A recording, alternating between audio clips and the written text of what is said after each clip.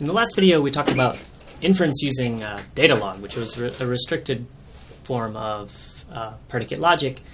And that was great. We had a really efficient algorithm for doing that kind of inference. Unfortunately, not all statements that you might want to make in predicate logic can be represented in data log. So we could give up. We could do our best to find something close in the data log format. Or we could use a more powerful inference procedure that's able to prove anything using general statements in predicate logic. So if we were going to take that approach, one thing that we might look at is resolution theorem proving. So the kind of resolution theorem proving that we looked at for propositional logic can be extended in a pretty straightforward way to predicate logic. And the process is exactly the same. So step one, if you'll recall, is to convert all of our statements into clausal form or conjunctive normal form.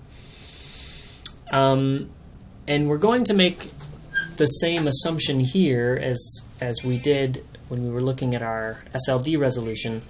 We're going to assume that everything is universally quantified and the quantifiers are going to be implicit. So we just drop all the universal quantifiers. And then we convert to conjunctive normal form. So in this case, how would we convert this thing to conjunctive normal form? Well, that's Rx or not Bx. So that's just the way we convert that implication. And obviously that thing is already in conjunctive normal form. PT1. So that was pretty straightforward. That's our whole knowledge base now converted to our clausal form.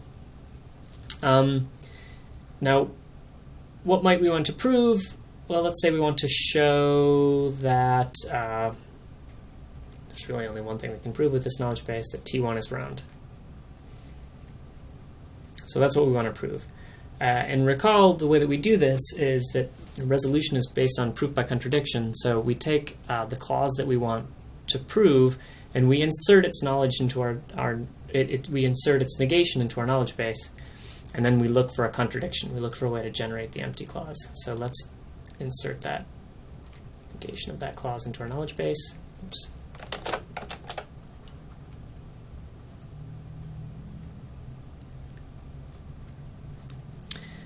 And then we can apply our resolution rule in pretty much exactly the same way we did before, except notice we'll again have to use this notion of unification. And fortunately, the notion of unification that we need to use here is exactly the same as the kind of unification that we saw before, so we don't need to rethink that at all.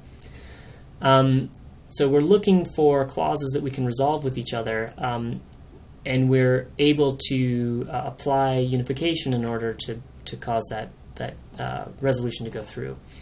So here we've got a couple of possibilities.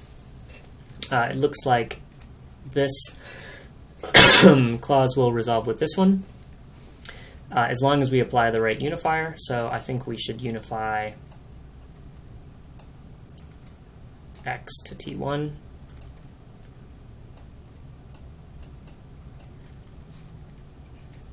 That will give us the clause R T1. And now we're looking for a clause that we can resolve RT1 with, and it looks like that's going to be pretty straightforward. That gives us the empty clause, and that concludes the proof. So this is probably the simplest possible resolution proof that we can construct, but it includes pretty much all the pieces that we might be interested in. The one thing that doesn't show up here are any existentially quantified statements. Remember, this should work for any proposition or any predicate knowledge base. So what's the trick for dealing with existential quantification if the quantification is going to be completely implicit down here? Generally, what you do is you do something called Skolemization. So if we had something like this, exists y, py, we would right, this is saying that there's some y such that p of y. We can equivalently say P is true of, and then invent some constant, so T7. P is true of T7. So this is really saying the same thing, as there exists some y such that Py. We've just given that thing a name, T7. So that's most of the story behind Skolemization. It gets a little more complicated when you have a mix of existential and universal quantifiers, but that gives you the general idea.